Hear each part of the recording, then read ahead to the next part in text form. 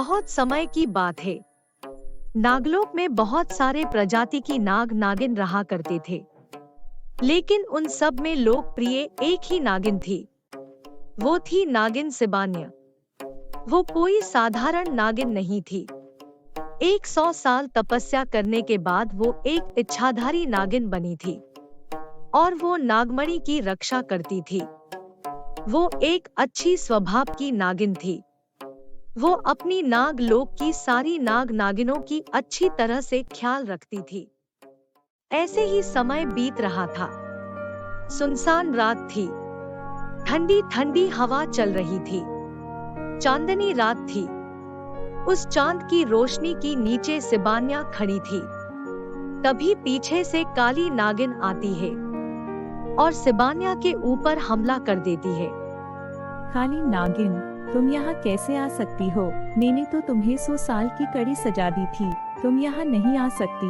अच्छा, तुम वो पाखंडी बाबा से मिलकर कला जादू करके यहाँ आई हो, लेकिन तुम जो चाहती हो वो तुम्हें कभी नहीं मिलेगी। तुम्हें कभी पता नहीं चलेगा कि नागमणि कहाँ है। सिबान्या, अब जल्दी से बताओ कि वो नागमणि कहाँ है।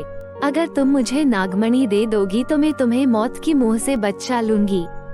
नहीं, मैं तुम्हें नागमणि के बारे में कभी नहीं बताऊंगी, चाहे मेरी जान क्यों न चली जाए। तुम भूल रही हो सिबान्या, तुम्हारी 2 बेटियां हैं। तुम्हारी जाने के बाद उनका क्या होगा?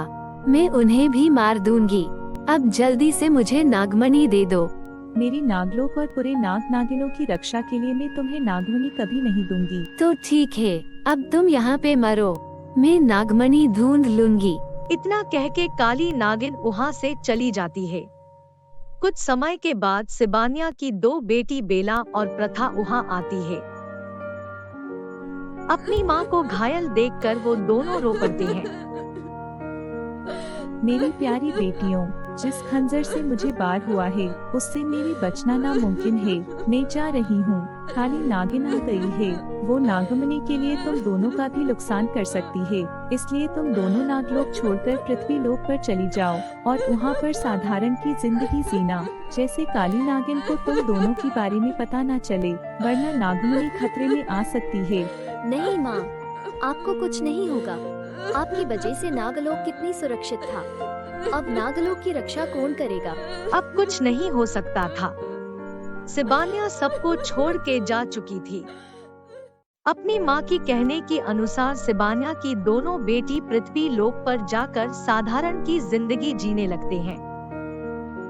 ऐसे ही समय बीत रहा था। एक दिन प्रथा नागिन बेला नागिन को बोलती है, दीदी, हमें नागलोक से आए हुए कितने दिन हो गए हैं। हमें इस तरह हाथ पे हाथ लेकर बैठना नहीं चाहिए। आप जानती हो, नागलोक पर छोटे छोटे नाग नागिनों को काली नागिन बहुत कष्ट दे रही है। वो लोग बहुत परेशान हो रहे हैं। हमारी नागलोक की बहुत ही बुरी दशा है। जिस नागलोक की सुरक्षा के लिए माँ ने अपनी जान दे दी, वो नागलोक को हमें बचाना चाहिए। बेला, तुम्हें याद है ना माँ ने अंतिम शब्द क्या बोली थी? नागमणि तब सुरक्षित रह सकती है जब हम दोनों की जान बची रहेगी, और उस दुष्ट काली नागिन का सामना करना इतना आसान नहीं है। उसका सामना करने का मतलब अपनी मौत को बुलावा देना। हम अब उसकी सामना नहीं कर सकते। अब नागलोक पर जो हो रहा है हमें उसको आंख बंद करके स्वीकार करना होगा। दीदी, मैंने उसका हल ढूंढ लिया है। यहाँ पृथ्वी लोक पर पहाड़ी के पीछे एक बहुत ही बड़ी और अच्छी जादूगरनी रहती है। हम उसके पास जाएंगे और सारी बात बताएंगे। हो सकता है कि वो हमारी बात सुनकर हमें जादू सिखाएगी और हम उससे जादू सीखकर जादुई शक्ति प्राप्त करेंगे और उस काली नागिन की सामना करके अपनी नागलोक को बचाएंगे। बेला की बात सुनकर प्रथा उसकी बात से सहमत होती है और वो दोनों जादूगरनी को मिलने उसकी गुफा के अंदर जाते हैं। गुफा में जाकर वो दोनों जादूगरनी को सारी बात बताते हैं। उनकी बात सुनकर जादूगरनी उनकी मदद करने के लिए राजी हो जाती है। वो उन दोनों बहनों को बहुत सारे जादू विद्या सिखाती है और कुछ ही दिनों में वो दोनों जादू सीख जाती है। और जादुई विद्या सीखने के बाद वो दोनों जादूगरनी का शुक्रिया अदा करते हैं और वो नागलोक जाने का फैसला करते हैं। वहां जाने के बाद वो देखते हैं कि एक बड़ा नाग छोटे छोटे नाग नागिनों को मार के खाना चाहता था। तुम ये क्या कर रहे हो? इन मासूमों की जान क्यों लेना चाहती हो? तुम यहाँ से चली जाओ, वरना अच्छा नहीं होगा। तुम दोनों मेरी सामने से हट जाओ। मैं इन लोगों का खून पीना चाहता हूँ। अगर तुम दोनों नहीं हटे तो मैं तुम दोनों का भी खून पी जाऊंगा। प्रथा की बहुत समझने की बाद भी वो जब नहीं माना तो उसने अपनी जादुई खंजर से उस नाग को मार डाला। इस तरह वो दोनों उस नाग नागिनों को बचा लेती है और कुछ दूर जाने के बाद उनको एक कुएं से कुछ आवाजें सुनाई देती है। कोई है, कोई है, हमें इस कुएं से बाहर निकालो, हमें बचाओ। आवाज सुनकर बेला नागिन कुएं की अंदर झांक के जब देखा तो वहाँ पर बहुत सारे नाग नागिनों को बंदी करके काली नागिन रखा था। बेला और प्रथा अपनी जादुई शक्ति इस्तेमाल करके अपनी मुंह से पानी निकालते हैं और कुआं भर जाता है, जिसकी वजह से सभी नाग नागिन सही सलामत बाहर आकर बच जाते हैं और प्रथा और बेला नागिन का शुक्रिया अदा करते हैं, जिसकी खबर काली नागिन तक पहुंच जाती है। अच्छा हुआ शिबान्या की दोनों बेटी खुद मौत की मुंह आ गए। मैंने उन्हें बहुत ढूंढा पर वो दोनों मुझे नहीं मिले। कोई बात नहीं, आज मैं उन दोनों को मार के उनसे नागमणि छीन लूंगी और तीनों लोक में राज करूंगी। राज, जाओ उन दोनों को बंदी बना के लेके आओ। एक दिन बेला नागिन एक पेड़ के नीचे आराम कर रही थी और प्रथा नागिन कुछ काम के लिए गई हुई थी। तभी काली नागिन आकर बेला को बंदी बना लेती है और बोलती है, कोई नहीं, एक है तो दूसरा भी खुद आ जाएगी। अपनी बहन को ये हालत देखकर वो दौड़े दौड़े आएगी, फिर मैं तुम दोनों को मार दूंगी जैसे तुम्हारी माँ को मारा था। काली नागिन, तुझे क्या लगता है कि तू हम दोनों बहनों को मार पाएगी? हम हमारी माँ की मौत का बदला लेने आए हैं। तुम्हें हम तड़पा के मरेंगे। सपने देखना अच्छी बात होती है, जितने सपने देखना है देख लो। तुम्हें क्या लगती है तुम दोनों के पास जो शक्ति है तुम उसमें मुझे मार पाओगे? मैं 200 साल शैतान का तपस्या करके शक्तियाँ पाई है, तुम लोग मुझे मार नहीं पाओगे। उसके बाद काली नागिन बेला नागिन की चारों तरफ आग लगा देती है और उसको पिंजरे में कैद कर देती है। एक खबर सुनकर प्रथा नागिन दौड़ दौड़ के वहाँ पहुँच जाती है। काली नागिन, मेरी बहन को छोड़ दे, वरना अच्छा नहीं होगा। बेला, अब समय आ गया है हमें अपनी जादुई शक्ति प्रयोग करने का। तुम्हें याद है जादूगरनी ने क्या कहा था? हम जब इकट्ठा ध्यान करेंगे तो दोनों मिलकर विशाल नागिन बन सकते हैं और इस काली नागिन का अंत कर सकते हैं।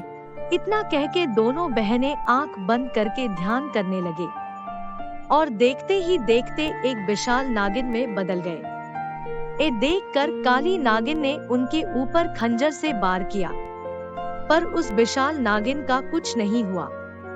उसके बाद विशाल नागिन ने अपने मुंह से जादुई आग निकालती है और काली नागिन को जला देती है। काली नागिन की मौत हो जाती है। ये देखकर नागलोक की सारी नाग नागिन बहुत खुश होते हैं और बेला और प्रथा की जय जयकार करते हैं। उसके बाद से नागलोक में खुश और शांति बनी रहती है।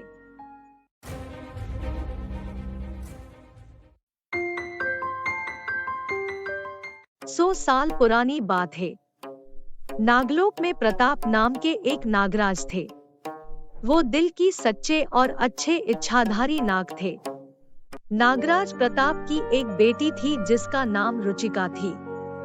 वो दिखने में बहुत ही सुंदर नागिन थी। उसी नागलोक में आदित्य नाम का एक साहसी और बुद्धिमान नाग था, जो नागलोक में एक नाग सैन्य था।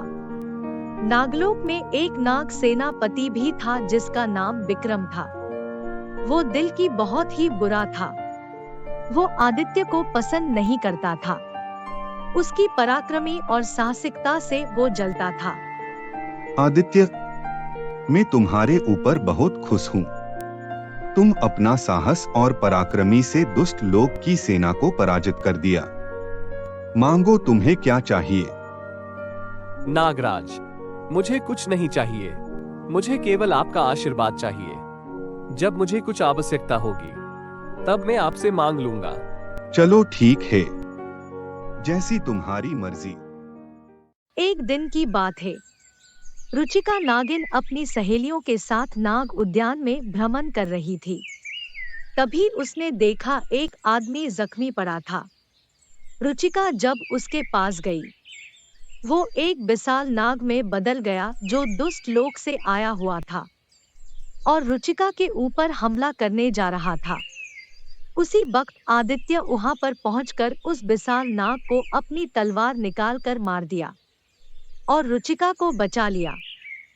राजकुमारी रुचिका, आप ठीक हो? वो दुष्ट नाग अब मर चुका है। कृपया आप अभी अपनी महल को लौट जाइए।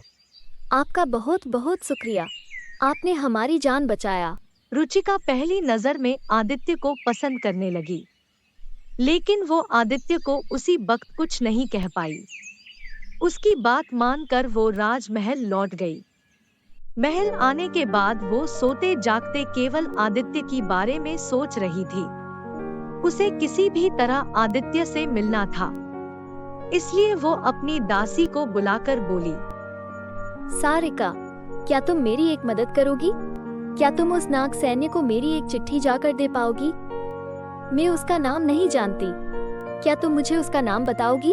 आप आदित्य का नाम जानना चाहती है और उसको चिट्ठी भी देना चाहती हैं। क्या बात है राजकुमारी, कहीं आप आदित्य को पसंद तो नहीं करती? तुम ठीक बोल रही हो सारिका, मैं आदित्य को पसंद करती हूँ। सोते जागते बस उसको याद करती हूँ। तुम बस ये चिट्ठी उसको दे देना। जैसी आपकी मर्जी राजकुमारी रुचिका। सारिका राजकुमारी रुचिका का संदेशा लेकर आदित्य के पास आई और बोली, आदित्य, राजकुमारी ने आपके लिए ये संदेशा दिया है। संदेशा पढ़ने के बाद आदित्य ने बोला, राजकुमारी रुचिका मुझसे मिलना चाहती है, लेकिन क्यों? शायद उनका मेरे पास कुछ काम होगा। तुम उनसे बोल देना, मैं उनसे मिलने जरूर आऊंगा। राजकुमारी रुचिका नदी के किनारे आदित्य का इंतजार कर रही थी। उसी वक्त आदित्य आके बोला, राजकुमारी, आप मुझसे यहाँ क्यों मिलना चाहती थी? क्या बात है, बताइए, मैं आपकी क्या मदद कर सकता हूँ? आदित्य, मैं आपको पसंद करती हूँ और आपसे विवाह करना चाहती हूँ। क्या आप मुझे पसंद करते हो? आप ये क्या बोल रही हो राजकुमारी? आप नागलोक की राजकुमारी हो और मैं एक मामूली सैन्य। आपका और मेरा विवाह कैसे हो सकता है? मैं नागराज को क्या बोलूंगा? वो मुझ पर कितना विश्वास करते हैं, मैं उनका विश्वास तोड़ नहीं सकता। ये सब तुम मुझ पर छोड़ दो आदित्य, तुम सिर्फ ये बोलो कि तुम मुझे पसंद करते हो या नहीं। मैं पिताजी को मना लूंगी, वो मुझसे बहुत प्यार करते हैं। जब मैं उन्हें हम दोनों के बारे में बोलूंगी, वो हमारी विवाह के लिए मना नहीं करेंगे। अब बोलो, क्या तुम मुझे पसंद करते हो?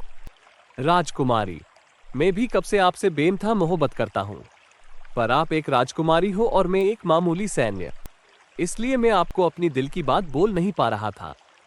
ये बात सुनकर राजकुमारी रुचिका खुश हो जाती है और दोनों प्यार का गीत गाने लगते हैं। वो दोनों रोज नदी के किनारे मिला करते थे। एक दिन जब वो दोनों नदी के किनारे बैठकर बातें करते थे, तभी नागलोक की सेनापति विक्रम उन्हें देख लिया और वो ये बात नागराज प्रताप को आकर बताया। क्या कहा तुमने? राजकुमारी रुचिका आदित्य के साथ घूम रही है?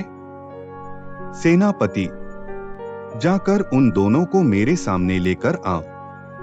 राजकुमारी, आप आदित्य के साथ क्या कर रहे थे? आप एक राजकुमारी हो, एक सैन्य के साथ घूम रहे थे। ये बहुत लज्जा की विषय है। इसके लिए हम आदित्य को मृत्यु दंड देंगे। नहीं पिताजी, आप ऐसा नहीं कर सकते। गलती हम दोनों का है। उसमें आदित्य को अकेला क्यों दंड मिलेगा? हम दोनों एक दूसरे को बहुत पसंद करते हैं पिताजी। हम विवाह भी करना चाहते हैं। मैं आपको ये बात बताने वाली थी, पर कभी मौका नहीं मिला बताने का। अगर आदित्य को कुछ हो गया तो मैं भी जीवित नहीं रहूंगी पिताजी। नागराज, कृपया मुझे राजकुमारी दे दीजिए। आपको याद है जब आपने मुझे मेरी पराक्रमी से खुश होकर कुछ इनाम देने के लिए बोले थे, तब मैं आपसे बाद में लूंगा बोले था। अब समय आ गया है नागराज, मुझे इनाम के स्वरूप राजकुमारी चाहिए। मैं उनसे विवाह करना चाहता हूँ नागराज। ठीक है, अगर तुम दोनों एक दूसरे को इतना पसंद करते हो तो एक ही शर्त से तुम दोनों की विवाह हो सकती है। जब तुम दोनों पहाड़ी की ऊपर वाली शिव मंदिर जाकर भगवान भोलेनाथ की आराधना करके उनसे इच्छाधारी नाग नागिन होने का वरदान पाओगे, तब मैं तुम दोनों की खुशी खुशी विवाह कर दूंगा। ये तुम दोनों का प्यार का परीक्षा होगा। ठीक है नागराज, हम दोनों पहाड़ी वाली शिव मंदिर जरूर जाएंगे और हमारी मकसद में कामयाब भी जरूर होंगे। आदित्य और राजकुमारी रुचिका नागराज प्रताप की आशीर्वाद लेकर पहाड़ी की शिवजी के मंदिर जाने के लिए निकल पड़े। वहाँ पे जाकर वो दोनों भगवान भोलेनाथ की तप में लीन हो गए। धूप, बारिश और ठंड में भी वो भोलेनाथ की निरंतर तप करने लगे। समय बीतता गया। आखिर में भगवान भोलेनाथ उन दोनों की तपस्या से प्रसन्न होकर उनको इच्छाधारी नाग नागिन होने का वरदान दिया। इस बीच लालची सेनापति विक्रम राज सिंहासन के लिए काली विद्या सीख कर नागराज प्रताप का हत्या करके सिंहासन हड़प चुका था। जब उसको पता चला कि आदित्य और रुचिका इच्छाधारी नाग नागिन बन चुके हैं, तब वो गुस्से में आकर उन दोनों को मारने के लिए चल पड़ा। आदित्य, आज कितना खुशी के दिन है। कितने बरसों के बाद हम दोनों नागलोक लौटेंगे। पिताजी हमको देखकर बहुत खुश होंगे। तभी विक्रम वहाँ पर पहुँच जाता है। सेनापति, आप यहाँ, सब ठीक है ना? मुझे सेनापति मत बुलाओ, मैं अभी नागलोक की नागराज हूँ। नागराज प्रताप को मैंने मृत्यु लोक भेज दिया है। अब तुम दोनों की बारी है। तुम दोनों को मार के मैं अचुता से नागलोक पर राज करूँगा। क्या पिताजी अब नहीं रहे? विक्रम, तुम्हारा इतना साहस, तुमने नागराज को मार दिया। अब मैं तुमको नहीं छोड़ूंगा। उसके बाद दोनों के बीच युद्ध आरंभ हो गया।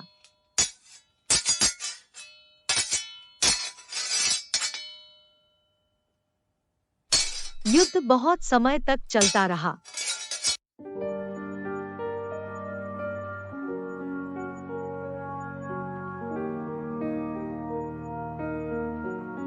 अंत में विक्रम छल में राजकुमारी रुचिका के ऊपर वार किया।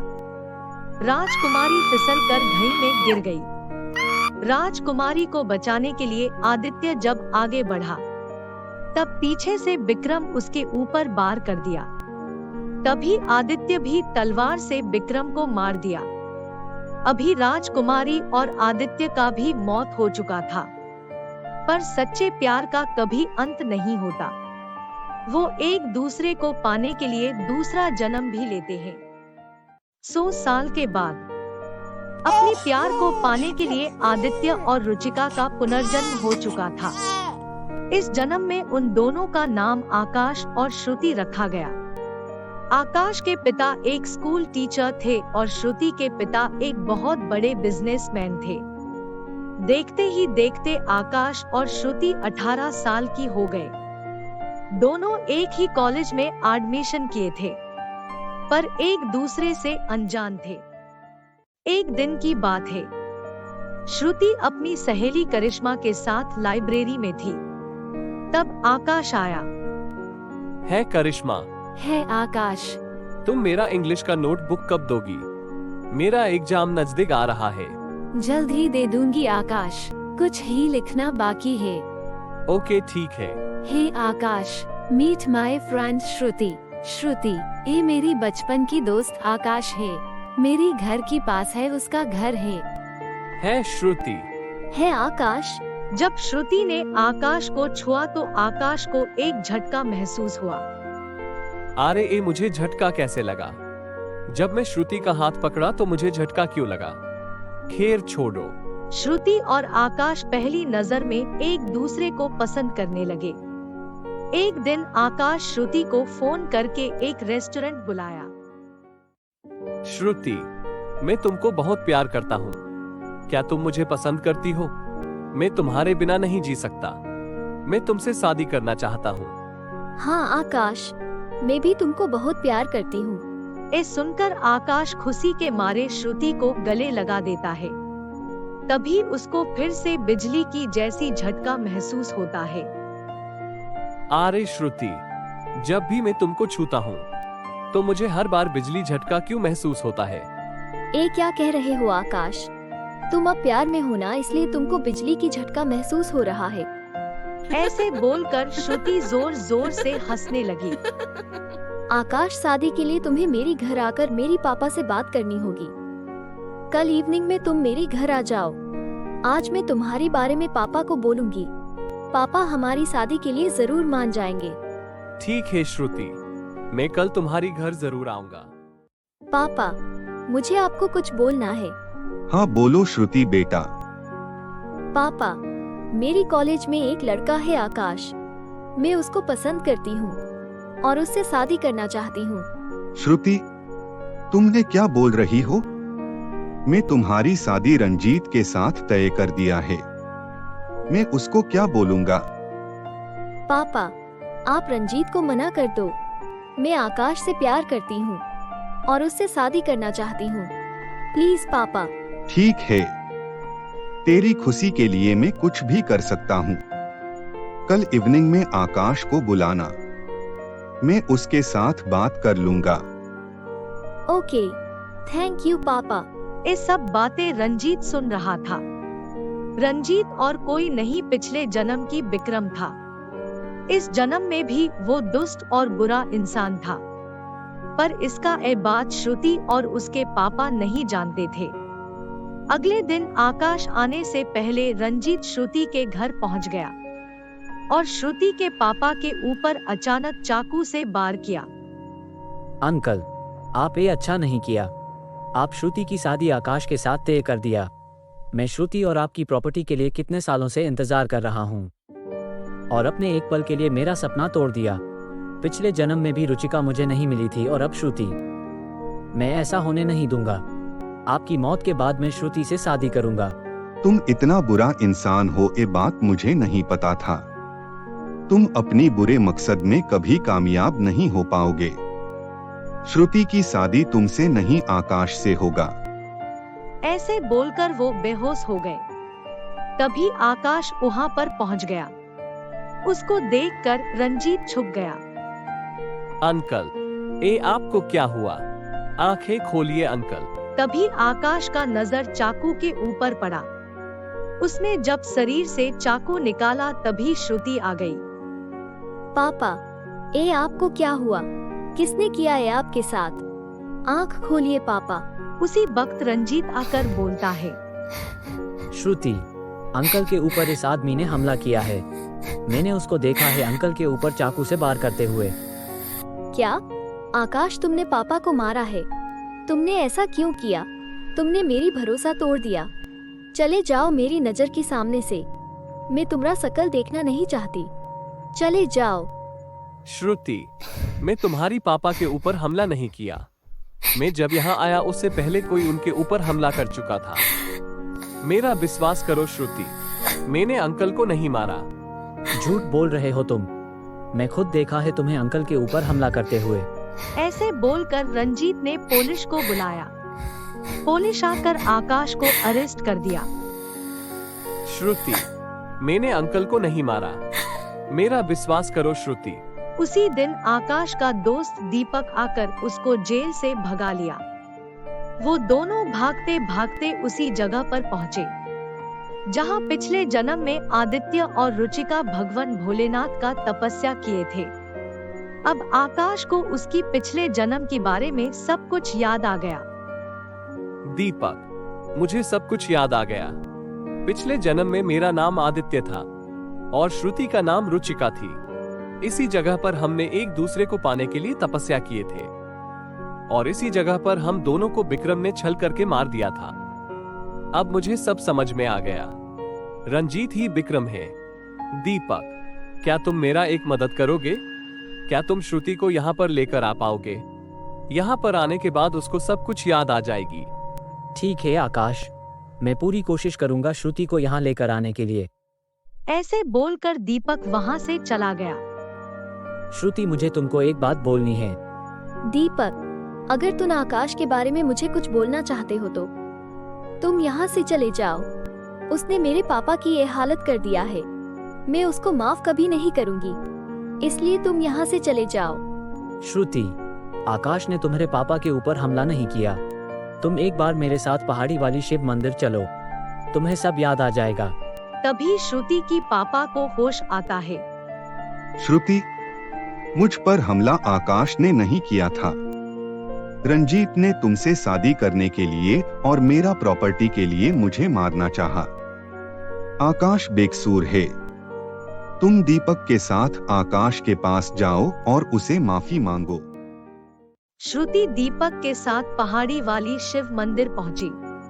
उस जगह पे पहुंचकर उसको उसकी पिछले जन्म के बारे में सब याद आ गया। उसने आकाश के पास जाकर उसको माफी मांगी। आकाश ने भी उसको माफ कर दिया। उसी वक्त रंजीत श्रुति का पीछा करके वहां पर पहुंच गया। तुम दोनों को जितना खुश होना है हो जाओ, क्योंकि पिछले जन्म की तरह इस जन्म में भी मैं तुम दोनों को मार दूंगा। रंजीत, पिछले जन्म में तुम हम दोनों को धोखे से मारा था, पर अब ऐसा नहीं होगा। फिर दोनों के बीच लड़ाई शुरू हो गई। बहुत देर तक लड़ाई चलता रहा और लड़ाई में आकाश बुरी तरह घायल हो गया। ये सब देखकर श्रुति व्याकुल होकर भगवान भोलेनाथ को प्रार्थना की। भगवान, पिछले जन्म में आप हम दोनों को अलग कर दिए, पर इस जन्म में हम दोनों को मिला दो भगवान, वरना आपके ऊपर इंसानों का भरोसा टूट जाएगा। ऐसे बोलकर वो भगवान के सामने जोर जोर से रोने लगी। अचानक चारों दिशा रोशनी से भर गई। भगवान शिव जी से एक तेज रोशनी श्रुति और आकाश के ऊपर आ गिरी। देखते देखते वो दोनों बड़े नाग नागिन में बदल गए। उनके ऊपर रंजीत का कोई भी बार असर नहीं पड़ रहा था और वो दोनों रंजीत को मार दिए। उसके बाद वो दोनों भगवान का शुक्राना करके घर लौट गए। कुछ ही दिनों में उन दोनों की शादी हो गई और वो खुशी खुशी रहने लगे और उन दोनों की प्यार की जित हो गई। आपको मेरी वीडियो अच्छी लगी है तो अपने फ्रेंड्स के साथ शेयर जरूर कीजिए और हाँ दोस्तों, लाइक और सब्सक्राइब करना मत भूलिए।